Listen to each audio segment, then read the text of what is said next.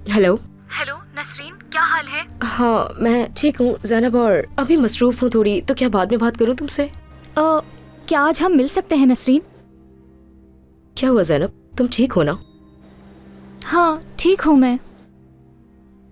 चलो एक काम करते हैं, हम दोनों कल सुबह नाश्ता साथ करते हैं, तुम भी छुट्टी लेकर आ जाना।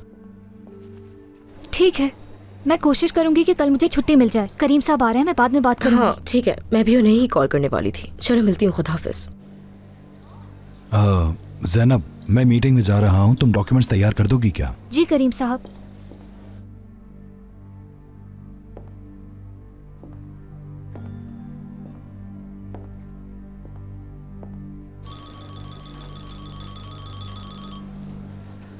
हाँ नसरीन। हेलो करीम, मैं आपको ये बताना चाह रही थी कि सादिया घर आई थी और मुझसे ज़बरदस्ती चाबी ले ली। तूबा को भी अपने साथ ले गई है वो। कैसे ले गई? मैं आपको बता तो रही हूँ कि उसने ज़बरदस्ती चाबी ले ली और फिर जानान के घर ले गई उसको। अच्छा ठीक है, मैं पहुंचता हूँ वहाँ। ज़ैनब, मेरी मीटिंग कैंसिल कर दो।